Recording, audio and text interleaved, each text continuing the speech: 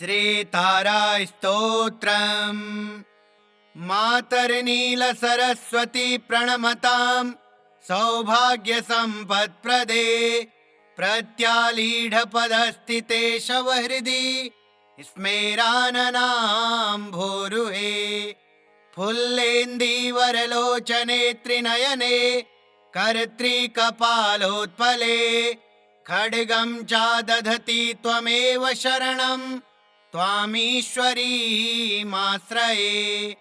वाचामीश्वरि भक्तिकल्पलतिके सर्वार्थसिद्धिस्वरी गद्यप्राकृतपद्यजातरचना सर्वार्थसिद्धिप्रदे।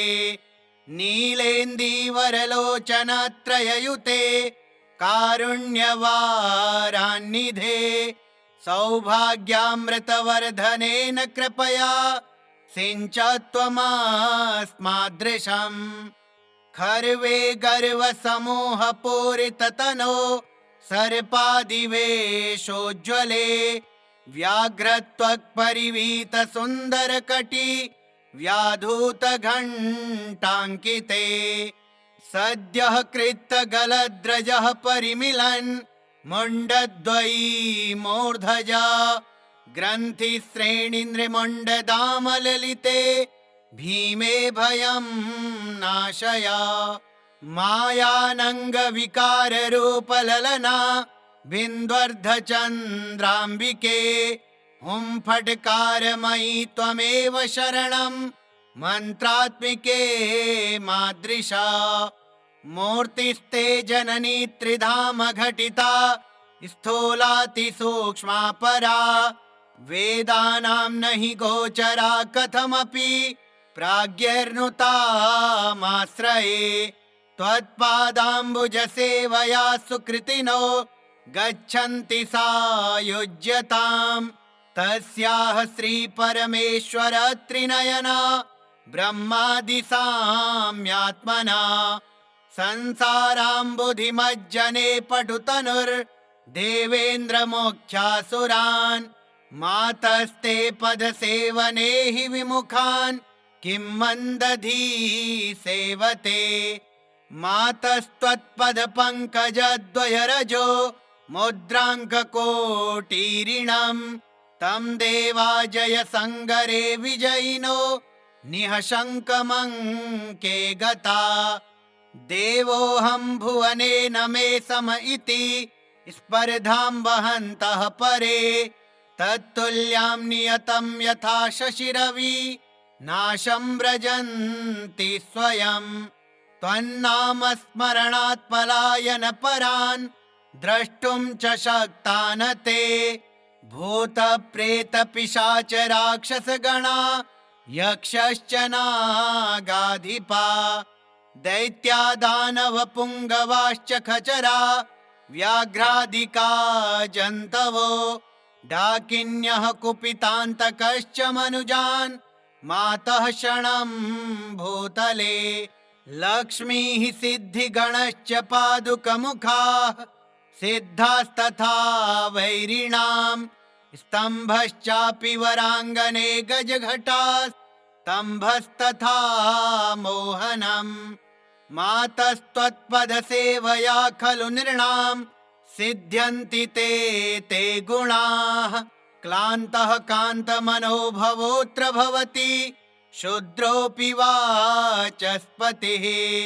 ताराष्टकमिदं पुण्यं भक्तिमान्यः पठेन्नरः प्रातर्मध्याह्नकाले च सायाह्ने नियतः शुचिः।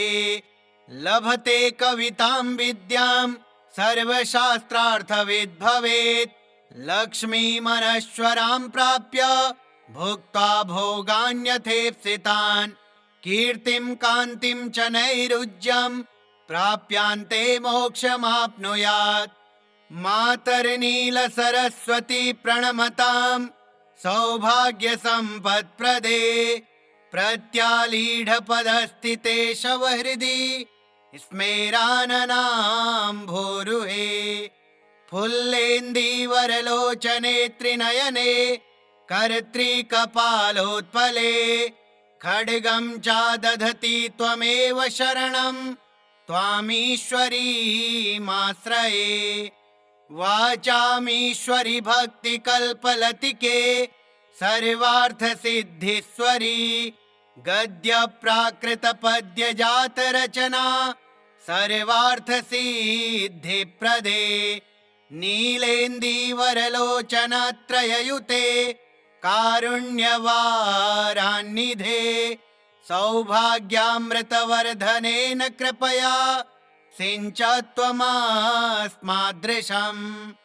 खर्वे गर्वसमूहपूरिततनो सर्पादिवेशोज्ज्वले व्याघ्रत्वक्परिवीतसुन्दरकटी व्याधूतघण्टाङ्किते सद्यः कृत्तगलद्रजः परिमिलन् मुण्डद्वयी मूर्धजा ग्रन्थिश्रेणीन्द्रमुण्डदामललिते भीमे भयं नाशया मायानङ्गविकाररूपललना बिन्द्वर्धचन्द्राम्बिके हुं फट्कारमयि त्वमेव शरणं मन्त्रात्मिके मादृशा मूर्तिस्ते जननी त्रिधाम घटिता स्थूलातिसूक्ष्मा परा वेदानां न हि गोचरा कथमपि प्राज्ञैर्नुतामाश्रये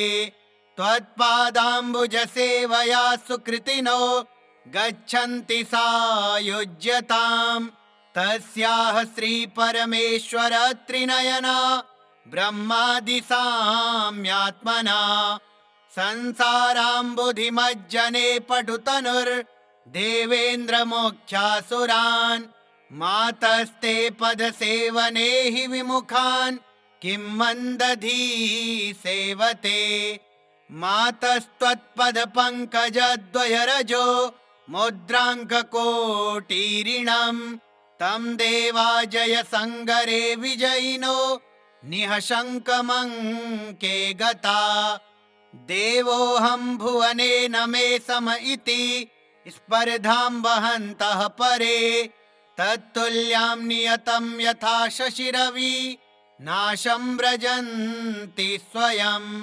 त्वन्नामस्मरणात् पलायनपरान् द्रष्टुं च शक्तान ते भूतप्रेतपिशाच राक्षसगणा यक्षश्च नागाधिपा दैत्या दानवपुङ्गवाश्च खचरा व्याघ्रादिका जन्तवो डाकिन्यः कुपितान्तकश्च मनुजान् मातः क्षणं भूतले लक्ष्मीः सिद्धिगणश्च पादुकमुखाः सिद्धास्तथा वैरिणां स्तम्भश्चापि वराङ्गने गजघटास्तम्भस्तथा मोहनम् मातस्त्वत्पदसेवया खलु नृणां सिद्ध्यन्ति ते गुणाः क्लान्तः कान्तमनो भवोऽत्र भवति शूद्रोऽपि वाचस्पतिः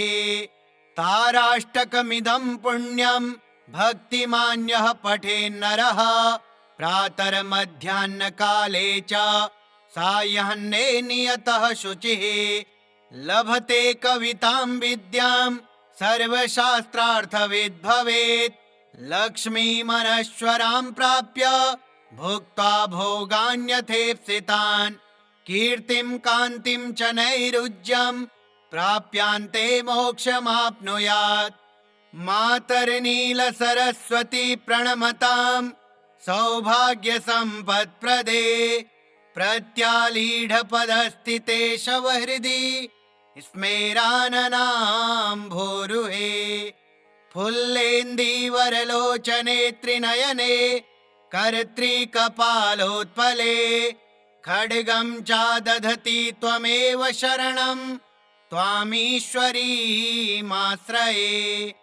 वाचामीश्वरि भक्तिकल्पलतिके सर्वार्थसिद्धिस्वरी गद्यप्राकृतपद्यजातरचना सर्वार्थसिद्धिप्रदे नीलेन्दीवरलोचनत्रययुते कारुण्यवारान्निधे सौभाग्यामृतवर्धनेन कृपया सिञ्च त्वमस्मादृशम्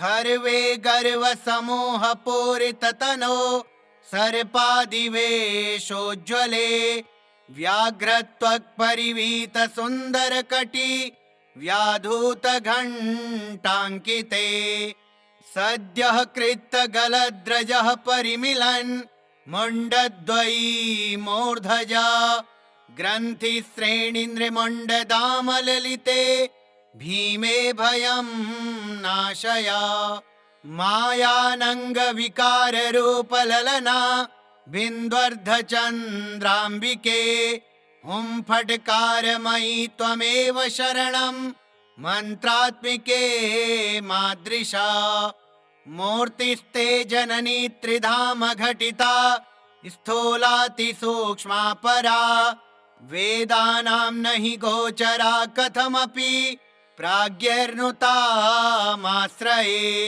त्वत्पादाम्बुजसेवया सुकृतिनो गच्छन्ति सायुज्यताम् तस्याः श्रीपरमेश्वर त्रिनयना ब्रह्मादिसाम्यात्मना संसाराम्बुधिमज्जने पटुतनुर्देवेन्द्रमोक्षासुरान् मातस्ते पदसेवने हि विमुखान् किं मन्दधी सेवते मातस्त्वत्पदपङ्कजद्वयरजो मुद्राङ्ककोटीरिणम् तं देवा जयसङ्गरे विजयिनो निःशङ्कमङ्के गता देवोऽहं भुवने न मे सम इति स्पर्धां वहन्तः परे तत्तुल्यां नियतं यथा शशिरवि नाशं व्रजन्ति स्वयं त्वन्नामस्मरणात् पलायन परान् द्रष्टुं च शक्तान ते भूतप्रेतपिशाच राक्षसगणा यक्षश्च नागाधिपा दैत्या दानवपुङ्गवाश्च खचरा व्याघ्रादिका जन्तवो डाकिन्यः कुपितान्तकश्च मनुजान् मातः क्षणं भूतले लक्ष्मीः सिद्धिगणश्च पादुकमुखाः सिद्धास्तथा वैरिणां स्तम्भश्चापि वराङ्गने गजघटास्तम्भस्तथा मोहनम् मातस्त्वत्पदसेवया खलु नृणां सिद्ध्यन्ति ते गुणाः क्लान्तः कान्तमनो भवोऽत्र भवति शूद्रोऽपि वाचस्पतिः ताराष्टकमिदं पुण्यं भक्तिमान्यः पठेन्नरः प्रातर्मध्याह्नकाले च सायाह्ने नियतः शुचिः लभते कवितां विद्यां सर्वशास्त्रार्थविद् भवेत् लक्ष्मीमनश्वरां प्राप्य भुक्त्वा भोगान्यथेप्सितान् कीर्तिं कान्तिं च नैरुज्यं प्राप्यान्ते मोक्षमाप्नुयात् मातर्नीलसरस्वती प्रणमतां सौभाग्यसम्पत्प्रदे प्रत्यालीढपदस्थिते शवहृदि स्मेराननां भूरुहे फुल्लेन्दीवरलोचने त्रिनयने कर्त्रिकपालोत्पले खड्गं चादधति त्वमेव शरणं त्वामीश्वरीमाश्रये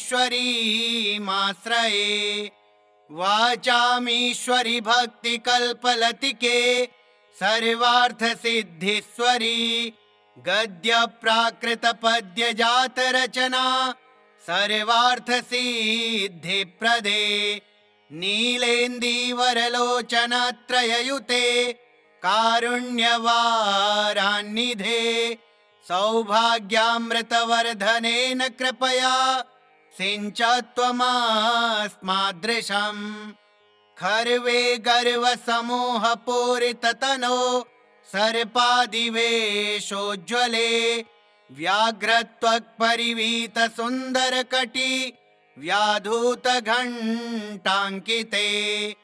सद्यः कृत्तगलद्रजः परिमिलन् मुण्डद्वयी मूर्धजा ग्रन्थिश्रेणीन्द्रमुण्डदामललिते भीमे भयं नाशया मायानङ्गविकाररूपललना बिन्द्वर्धचन्द्राम्बिके हुं फट्कारमयि त्वमेव शरणं मन्त्रात्मिके मादृशा मूर्तिस्ते जननी त्रिधाम घटिता स्थूलातिसूक्ष्मा परा वेदानां न हि गोचरा कथमपि प्राज्ञैर्नुतामाश्रये त्वत्पादाम्बुजसेवया सुकृतिनो गच्छन्ति सायुज्यताम् तस्याः श्रीपरमेश्वर त्रिनयना ब्रह्मादिसाम्यात्मना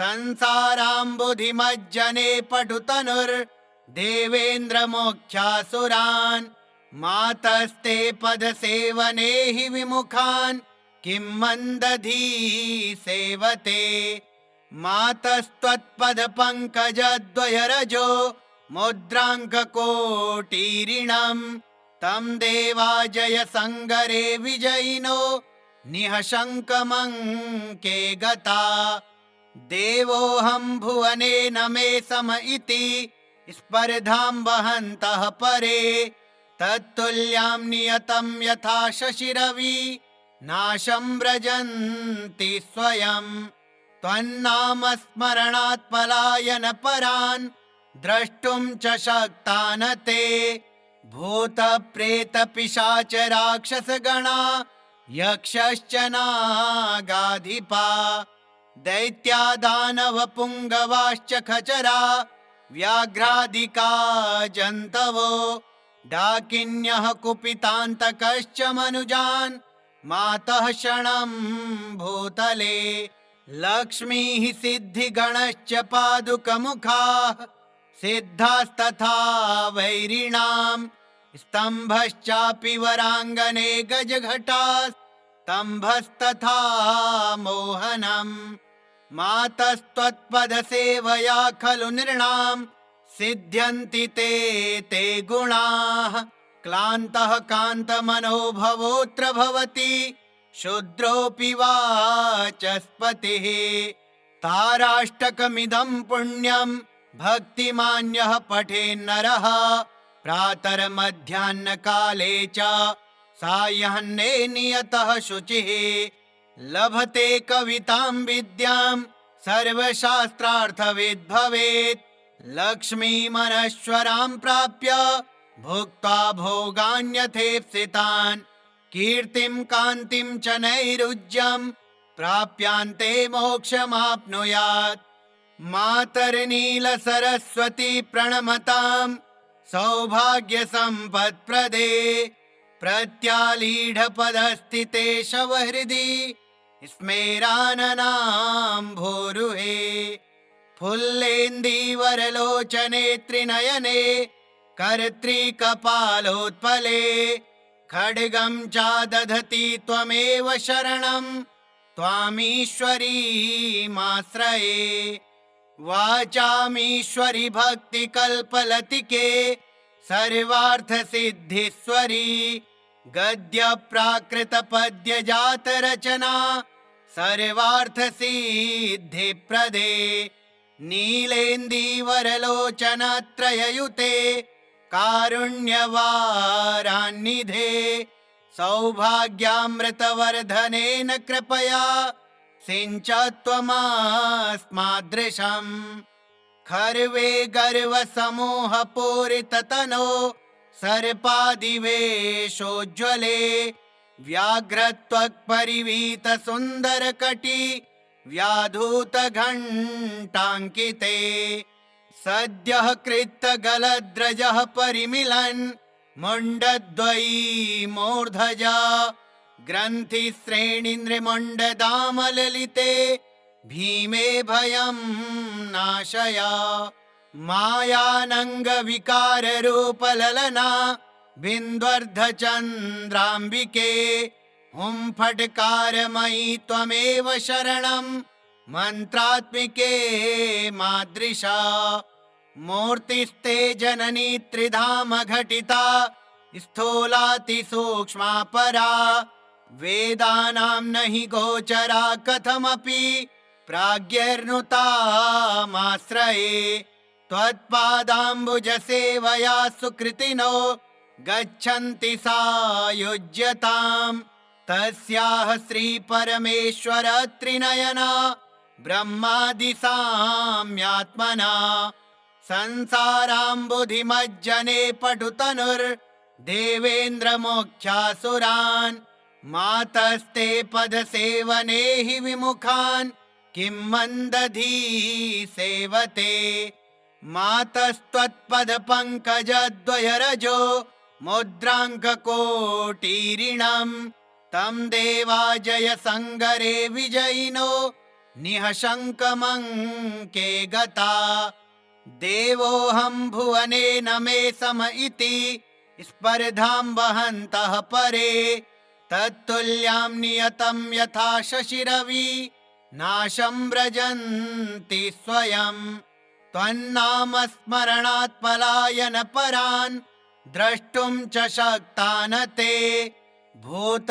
प्रेत पिशाच राक्षसगणा यक्षश्च नागाधिपा दैत्या दानव पुङ्गवाश्च खचरा व्याघ्रादिका जन्तवो डाकिन्यः कुपितान्तकश्च मनुजान् मातः क्षणं भूतले लक्ष्मीः सिद्धिगणश्च पादुकमुखाः सिद्धास्तथा वैरिणाम् स्तम्भश्चापि वराङ्गने गजघटास्तम्भस्तथा मोहनम् मातस्त्वत्पदसेवया खलु नृणाम् सिद्ध्यन्ति ते गुणाः क्लान्तः कान्तमनोभवोऽत्र भवति शूद्रोऽपि वाचस्पतिः ताराष्टकमिदं पुण्यं भक्तिमान्यः पठेन्नरः प्रातर्मध्याह्नकाले च सायाह्ने नियतः शुचिः लभते कवितां विद्यां सर्वशास्त्रार्थविद् भवेत् लक्ष्मीमनश्वरां प्राप्य भुक्त्वा भोगान्यथेप्सितान् कीर्तिं कान्तिं च नैरुज्यं प्राप्यान्ते मोक्षमाप्नुयात् मातर्नीलसरस्वती प्रणमतां सौभाग्यसम्पत्प्रदे प्रत्यालीढपदस्थिते शवहृदि स्मेराननां भूरुहे फुल्लेन्दीवरलोचने त्रिनयने कर्त्रीकपालोत्पले खड्गं चादधति त्वमेव शरणं त्वामीश्वरीमाश्रये वाचामीश्वरि भक्तिकल्पलतिके सर्वार्थसिद्धिस्वरी गद्यप्राकृतपद्यजातरचना सर्वार्थसिद्धिप्रदे नीलेन्दीवरलोचनत्रययुते कारुण्यवारान्निधे सौभाग्यामृतवर्धनेन कृपया सिञ्च त्वमस्मादृशम्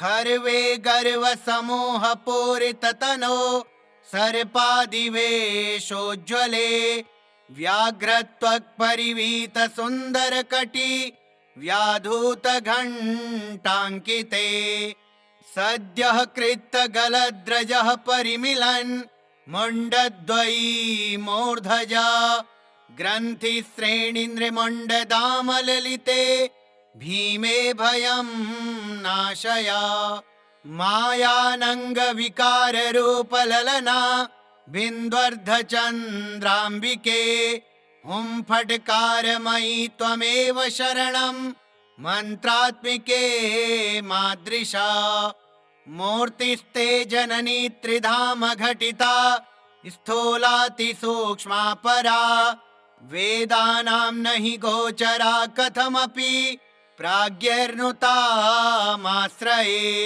त्वत्पादाम्बुजसेवया सुकृतिनो गच्छन्ति सायुज्यताम् तस्याः श्रीपरमेश्वर त्रिनयना ब्रह्मादिसाम्यात्मना संसाराम्बुधिमज्जने पटुतनुर्देवेन्द्रमोक्षासुरान् मातस्ते पदसेवने हि विमुखान् किं मन्दधी सेवते मातस्त्वत्पदपङ्कजद्वयरजो मुद्राङ्ककोटीरिणम् तं देवा जयसङ्गरे विजयिनो निःशङ्कमङ्के गता देवोऽहं भुवने न मे सम इति स्पर्धां वहन्तः परे तत्तुल्यां नियतं यथा शशिरवि नाशं व्रजन्ति स्वयं त्वन्नाम स्मरणात् पलायन परान् द्रष्टुं च शक्ता न ते भूत प्रेत पिशाच राक्षसगणा यक्षश्च नागाधिपा दैत्या दानव पुङ्गवाश्च खचरा व्याघ्रादिका जन्तवो डाकिन्यः कुपितान्तकश्च मनुजान् मातः क्षणं भूतले लक्ष्मीः सिद्धिगणश्च पादुकमुखाः सिद्धास्तथा वैरिणाम् स्तम्भश्चापि वराङ्गने गजघटास्तम्भस्तथा मोहनम् मातस्त्वत्पदसेवया खलु नृणाम् सिद्ध्यन्ति ते गुणाः क्लान्तः कान्तमनो भवोऽत्र भवति शूद्रोऽपि वाचस्पतिः ताराष्टकमिदं पुण्यं भक्तिमान्यः पठेन्नरः प्रातर्मध्याह्नकाले च सायाह्ने नियतः शुचिः लभते कवितां विद्यां सर्वशास्त्रार्थविद् भवेत् लक्ष्मीमनश्वरां प्राप्य भुक्त्वा भोगान्यथेप्सितान् कीर्तिं कान्तिं च नैरुज्यं प्राप्यान्ते मोक्षमाप्नुयात् मातर्नीलसरस्वती प्रणमतां सौभाग्यसम्पत्प्रदे प्रत्यालीढपदस्थिते शवहृदि स्मेराननां भूरुहे फुल्लेन्दीवरलोचने त्रिनयने कर्त्रीकपालोत्पले खड्गं चादधति त्वमेव शरणं त्वामीश्वरीमाश्रये वाचामीश्वरि भक्तिकल्पलतिके सर्वार्थसिद्धिस्वरी गद्यप्राकृतपद्यजातरचना सर्वार्थसिद्धिप्रदे नीलेन्दीवरलोचनत्रययुते कारुण्यवारान्निधे सौभाग्यामृतवर्धनेन कृपया सिञ्च त्वमस्मादृशम् खर्वे गर्वसमूहपूरिततनो सर्पादिवेशोज्ज्वले व्याघ्रत्वक्परिवीतसुन्दरकटी व्याधूतघण्टाङ्किते सद्यः कृत्तगलद्रजः परिमिलन् मुण्डद्वयी मूर्धजा ग्रन्थिश्रेणीन्द्रमुण्डदामललिते भीमे भयं नाशया मायानङ्गविकाररूपललना बिन्द्वर्धचन्द्राम्बिके हुं फट्कारमयी त्वमेव शरणं मन्त्रात्मिके मादृशा मूर्तिस्ते जननी त्रिधाम घटिता स्थूलातिसूक्ष्मा परा वेदानां न हि गोचरा कथमपि प्राज्ञर्नुतामाश्रये त्वत्पादाम्बुजसेवया सुकृतिनो गच्छन्ति सायुज्यताम् तस्याः श्रीपरमेश्वर त्रिनयना ब्रह्मादिसाम्यात्मना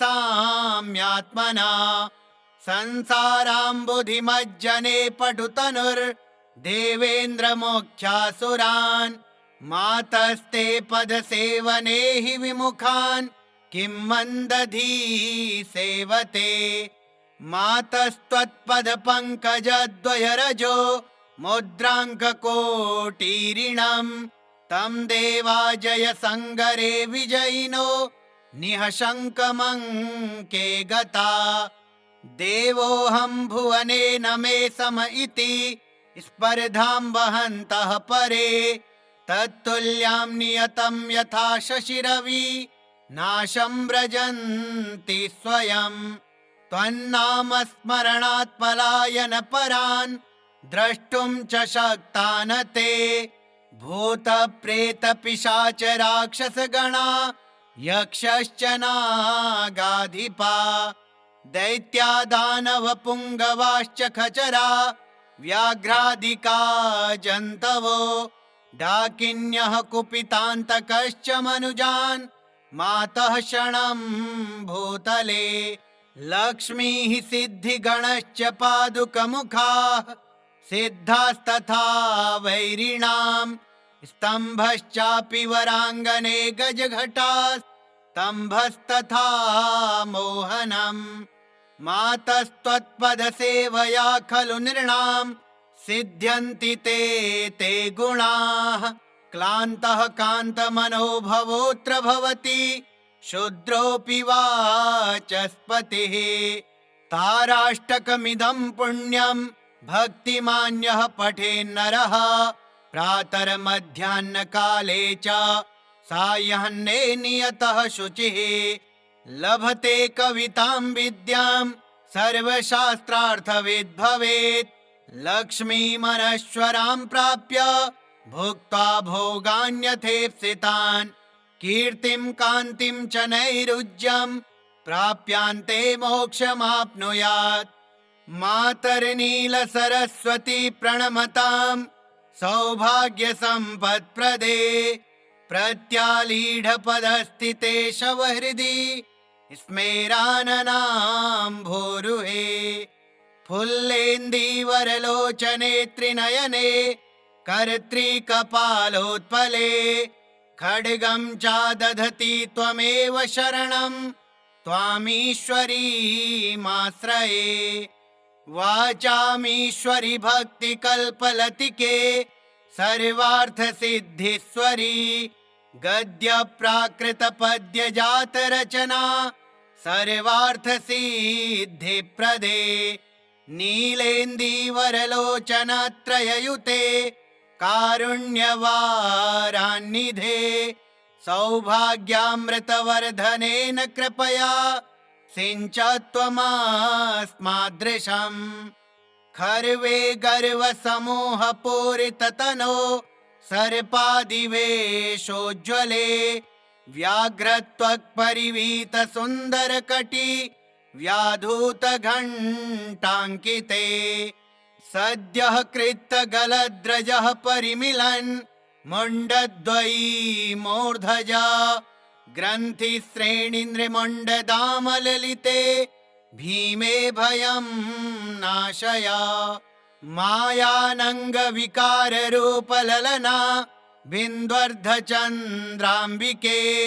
हुं फट्कारमयि त्वमेव शरणं मन्त्रात्मिके मादृशा।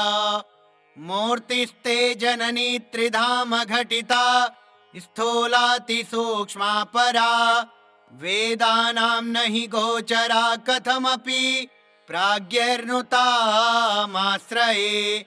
त्वत्पादाम्बुजसेवया सुकृतिनो गच्छन्ति सायुज्यताम्। तस्याः श्रीपरमेश्वर त्रिनयना ब्रह्मादिसाम्यात्मना।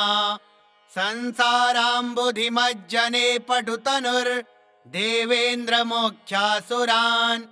मातस्ते पदसेवने हि विमुखान् किं मन्दधी सेवते। मातस्त्वत्पदपङ्कजद्वयरजो मुद्राङ्ककोटीरिणम् तं देवा जयसङ्गरे विजयिनो निःशङ्कमङ्के गता। देवोऽहं भुवने न मे सम इति स्पर्धां वहन्तः परे। तत्तुल्यां नियतं यथा शशिरवि नाशं व्रजन्ति स्वयं। त्वन्नामस्मरणात् पलायनपरान् द्रष्टुं च शक्ता न ते। भूतप्रेतपिशाच राक्षसगणा यक्षश्च नागाधिपा दैत्या दानवपुङ्गवाश्च खचरा व्याघ्रादिका जन्तवो डाकिन्यः कुपितान्तकश्च मनुजान् मातः क्षणं भूतले। लक्ष्मीः सिद्धिगणश्च पादुकमुखाः सिद्धास्तथा वैरिणाम् स्तम्भश्चापि वराङ्गने गजघटास्तम्भस्तथा मोहनम्। मातस्त्वत्पदसेवया खलु नृणाम् सिद्ध्यन्ति ते गुणाः। क्लान्तः कान्तमनोभवोऽत्र भवति शूद्रोऽपि वाचस्पतिः। ताराष्टकमिदं पुण्यं भक्तिमान्यः पठेन्नरः प्रातर्मध्याह्नकाले च सायाह्ने नियतः शुचिः। लभते कवितां विद्यां सर्वशास्त्रार्थविद् भवेत्। लक्ष्मीमनश्वरां प्राप्य भुक्त्वा भोगान्यथेप्सितान् कीर्तिं कान्तिं च नैरुज्यं प्राप्यान्ते मोक्षमाप्नुयात्। मातर्नीलसरस्वती प्रणमतां सौभाग्यसम्पत्प्रदे प्रत्यालीढपदस्थिते शवहृदि स्मेराननां भूरुहे। फुल्लेन्दीवरलोचने त्रिनयने कर्त्रीकपालोत्पले खड्गं चादधति त्वमेव शरणं त्वामीश्वरीमाश्रये। वाचामीश्वरि भक्तिकल्पलतिके सर्वार्थसिद्धिस्वरी गद्यप्राकृतपद्यजातरचना सर्वार्थसिद्धिप्रदे। नीलेन्दीवरलोचनत्रययुते कारुण्यवारान्निधे सौभाग्यामृतवर्धनेन कृपया सिञ्च त्वमस्मादृशम्। खर्वे गर्वसमूहपूरिततनो सर्पादिवेशोज्ज्वले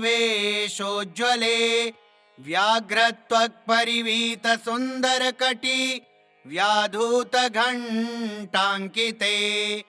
सद्यः कृत्तगलद्रजः परिमिलन् मुण्डद्वयी मूर्धजा ग्रन्थिश्रेणीन्द्रमुण्डदामललिते भीमे भयं नाशया। मायानङ्गविकाररूपललना बिन्द्वर्धचन्द्राम्बिके हुं फट्कारमयि त्वमेव शरणं मन्त्रात्मिके मादृशा। मूर्तिस्ते जननी त्रिधाम घटिता स्थूलातिसूक्ष्मा परा वेदानां न हि गोचरा कथमपि प्राज्ञैर्नुतामाश्रये। त्वत्पादाम्बुजसेवया सुकृतिनो गच्छन्ति सायुज्यताम् तस्याः श्रीपरमेश्वर त्रिनयना ब्रह्मादिसाम्यात्मना।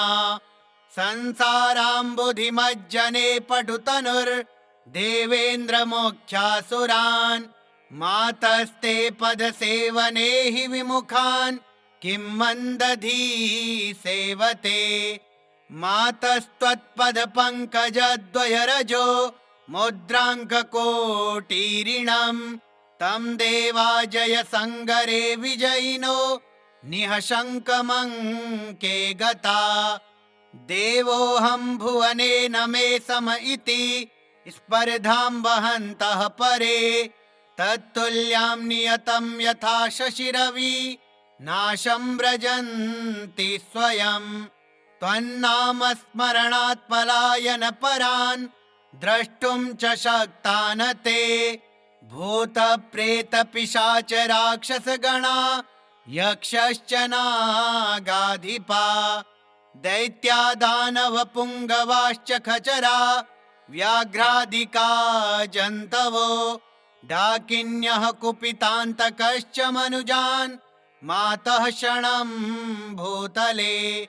लक्ष्मीः सिद्धिगणश्च पादुकमुखाः सिद्धास्तथा वैरिणाम्। स्तम्भश्चापि वराङ्गने गजघटास्तम्भस्तथा मोहनम्। मातस्त्वत्पदसेवया खलु नृणाम् सिद्ध्यन्ति ते गुणाः। क्लान्तः कान्तमनो भवोऽत्र भवति शूद्रोऽपि वाचस्पतिः। ताराष्टकमिदं पुण्यं भक्तिमान्यः पठेन्नरः प्रातर्मध्याह्नकाले च सायाह्ने नियतः शुचिः। लभते कवितां विद्यां सर्वशास्त्रार्थविद् भवेत्। लक्ष्मीमनश्वरां प्राप्य भुक्त्वा भोगान्यथेप्सितान्। कीर्तिं कान्तिं च नैरुज्यं प्राप्यान्ते मोक्षमाप्नुयात्। मातर्नीलसरस्वती प्रणमतां सौभाग्यसम्पत्प्रदे। प्रत्यालीढपदस्थिते शवहृदि स्मेराननां भूरुहे। फुल्लेन्दीवरलोचने त्रिनयने कर्त्रीकपालोत्पले। खड्गं चादधति त्वमेव शरणं त्वामीश्वरीमाश्रये। वाचामीश्वरि भक्तिकल्पलतिके सर्वार्थसिद्धिस्वरी। गद्यप्राकृतपद्यजातरचना सर्वार्थसिद्धिप्रदे। नीलेन्दीवरलोचनत्रययुते कारुण्यवारान्निधे। सौभाग्यामृतवर्धनेन कृपया सिञ्च त्वमस्मादृशम्।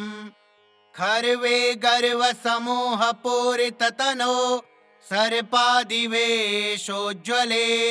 व्याघ्रत्वक्परिवीतसुन्दरकटी व्याधूतघण्टाङ्किते। सद्यः कृत्तगलद्रजः परिमिलन् मुण्डद्वयी मूर्धजा। ग्रन्थिश्रेणीन्द्रमुण्डदामललिते भीमे भयं नाशया। मायानङ्गविकाररूपललना बिन्द्वर्धचन्द्राम्बिके। हुं फट्कारमयि त्वमेव शरणं मन्त्रात्मिके मादृशा। मूर्तिस्ते जननी त्रिधाम घटिता स्थूलातिसूक्ष्मा परा। वेदानां न हि गोचरा कथमपि प्राज्ञैर्नुतामाश्रये। त्वत्पादाम्बुजसेवया सुकृतिनो गच्छन्ति सायुज्यताम्। तस्याः श्रीपरमेश्वर त्रिनयना ब्रह्मादिसाम्यात्मना। संसाराम्बुधिमज्जने पटुतनुर्देवेन्द्रमोक्षासुरान्। मातस्ते पदसेवने हि विमुखान् किं मन्दधी सेवते। मातस्त्वत्पदपङ्कजद्वयरजो मुद्राङ्ककोटीरिणम्। तं देवा जयसङ्गरे विजयिनो निःशङ्कमङ्के गता। देवोऽहं भुवने न मे सम इति स्पर्धां वहन्तः परे। तत्तुल्यां नियतं यथा शशिरवि नाशं व्रजन्ति स्वयं। त्वन्नामस्मरणात् पलायनपरान् द्रष्टुं च शक्ता न ते। भूतप्रेतपिशाचराक्षसगणा यक्षश्च नागाधिपा। दैत्यादानवपुङ्गवाश्च खचरा व्याघ्रादिका जन्तवो। डाकिन्यः कुपितान्तकश्च मनुजान् मातः क्षणं भूतले। लक्ष्मीः सिद्धिगणश्च पादुकमुखाः सिद्धास्तथा वैरिणाम्। स्तम्भश्चापि वराङ्गने गजघटास्तम्भस्तथा मोहनम्। मातस्त्वत्पदसेवया खलु नृणाम् सिद्ध्यन्ति ते गुणाः। क्लान्तः कान्तमनो भवोऽत्र भवति शूद्रोऽपि वाचस्पतिः। ताराष्टकमिदं पुण्यं भक्तिमान्यः पठेन्नरः प्रातर्मध्याह्नकाले च सायह्ने नियतः शुचिः।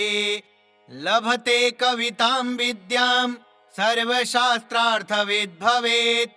लक्ष्मीमनश्वरां प्राप्य भुक्त्वा भोगान्यथेप्सितान् कीर्तिं कान्तिं च नैरुज्यं प्राप्यान्ते मोक्षमाप्नुयात्। मातर्नीलसरस्वती प्रणमतां सौभाग्यसम्पत्प्रदे प्रत्यालीढपदस्थिते शवहृदि स्मेराननां भूरुहे। फुल्लेन्दीवरलोचने त्रिनयने कर्त्रीकपालोत्पले खड्गं चादधति त्वमेव शरणं त्वामीश्वरीमाश्रये। वाचामीश्वरि भक्तिकल्पलतिके सर्वार्थसिद्धिस्वरी गद्यप्राकृतपद्यजातरचना सर्वार्थसिद्धिप्रदे। नीलेन्दीवरलोचनत्रययुते कारुण्यवारान्निधे सौभाग्यामृतवर्धनेन कृपया सिञ्च त्वमस्मादृशम्। खर्वे गर्वसमूहपूरिततनो सर्पादिवेशोज्ज्वले व्याघ्रत्वक्परिवीतसुन्दरकटी व्याधूतघण्टाङ्किते। सद्यः कृत्तगलद्रजः परिमिलन् मुण्डद्वयी मूर्धजा ग्रन्थिश्रेणीन्द्रमुण्डदामललिते भीमे भयं नाशया। मायानङ्गविकाररूपललना बिन्द्वर्धचन्द्राम्बिके हुं फट्कारमयि त्वमेव शरणं मन्त्रात्मिके मादृशा। मूर्तिस्ते जननी त्रिधाम घटिता स्थूलातिसूक्ष्मा परा वेदानां न हि गोचरा कथमपि प्राज्ञर्नुतामाश्रये। त्वत्पादाम्बुजसेवया सुकृतिनो गच्छन्ति सायुज्यतां तस्याः श्रीपरमेश्वर त्रिनयना ब्रह्मादिसाम्यात्मना। संसाराम्बुधिमज्जने पटुतनुर्देवेन्द्रमोक्षासुरान् मातस्ते पदसेवने हि विमुखान् किं मन्दधी सेवते। मातस्त्वत्पदपङ्कजद्वयरजो मुद्राङ्ककोटीरिणं तं देवा जयसङ्गरे विजयिनो निःशङ्कमङ्के गता। देवोऽहं भुवने न मे सम इति स्पर्धां वहन्तः परे तत्तुल्यां नियतं यथा शशिरवि नाशं व्रजन्ति स्वयं। त्वन्नामस्मरणात् पलायनपरान् द्रष्टुं च शक्ता न ते भूतप्रेतपिशाचराक्षसगणा यक्षश्च नागाधिपा। दैत्यादानवपुङ्गवाश्च खचरा व्याघ्रादिका जन्तवो डाकिन्यः कुपितान्तकश्च मनुजान् मातः क्षणं भूतले। लक्ष्मीः सिद्धिगणश्च पादुकमुखाः सिद्धास्तथा वैरिणां स्तम्भश्चापि वराङ्गने गजघटास्तम्भस्तथा मोहनम्। मातस्त्वत्पदसेवया खलु नृणां सिद्ध्यन्ति ते गुणाः। क्लान्तः कान्तमनो भवोऽत्र भवति शूद्रोऽपि वाचस्पतिः। ताराष्टकमिदं पुण्यं भक्तिमान्यः पठेन्नरः प्रातर्मध्याह्नकाले च सायह्ने नियतः शुचिः। लभते कवितां विद्यां सर्वशास्त्रार्थविद् भवेत्। लक्ष्मीमनश्वरां प्राप्य भुक्त्वा भोगान्यथेप्सितान् कीर्तिं कान्तिं च नैरुज्यं प्राप्यान्ते मोक्षमाप्नुयात्। श्रीनीलतन्त्रे तारास्तोत्रम् श्रीतारादेव्यार्पणमस्तु। ॐ श्रीतारादेव्यै नमः।